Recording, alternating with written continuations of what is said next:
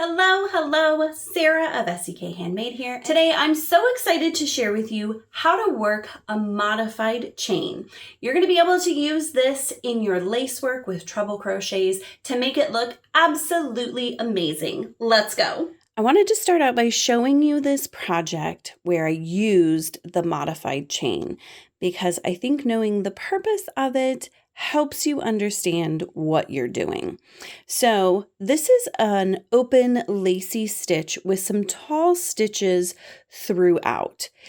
If I do just a chain 4 or 3 on my edges, you end up with something that isn't as robust or thick as your treble crochet stitches.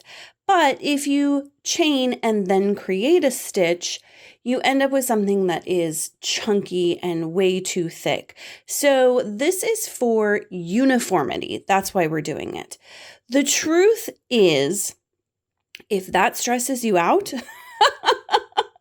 don't use this technique. It does take a little practice, so you're going to need to be patient with yourself.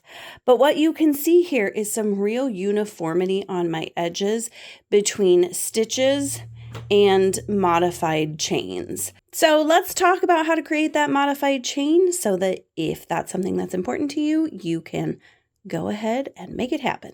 All right, let's talk about what supplies you're going to need for this tutorial.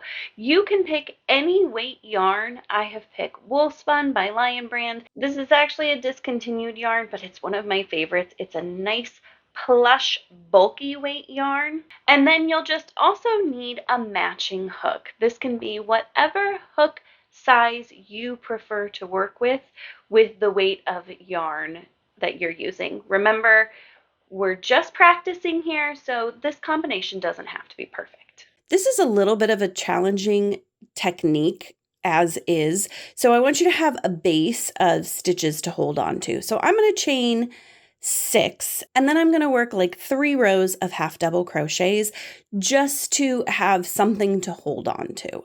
Especially if this is your first time doing it, you're probably want to practice on a swatch and not on your project. So let's do that little base and we'll meet back here. All right, so I just did 2 rows of 5 half double crochets, especially in my bulky yarn here. I think that gives me plenty to hold on to. So the modified chain is going to happen at the beginning of your row. And as I said before, it starts out your row most uniformly to the stitches that you're working. This works particularly well in lacy open fabrics where you're going to have that definition and space around your starting of your row. So I'm going to turn my work and then I'm going to pull my yarn up nice and high. This is one of the tricky parts, is finding that happy medium between tall enough that you can do the wrapping that we're going to do in just a second, and not so tall that your stitch ends up kind of loosey-goosey. I'm going to pull that loop up nice and high.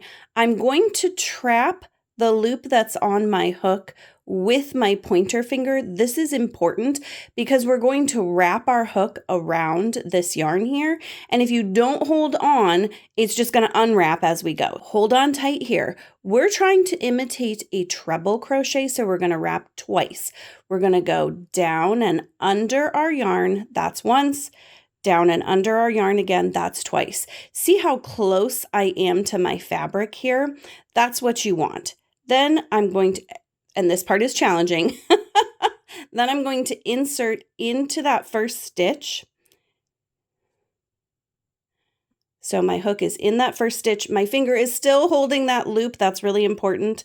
Yarn over and pull up a loop.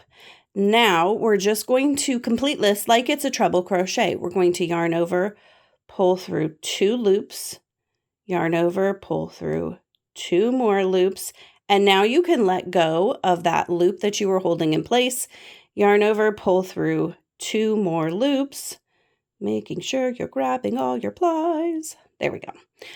So you can see how that gives a kind of happy medium between a chain and working a chain and a whole nother stitch. Not too skinny and not too fat, very Goldilocks. Be patient, Practice this a few times and I know you can get it. Remember, you can rewind this video, slow it down, pay close attention to detail, and practice will definitely make perfect. You can do it.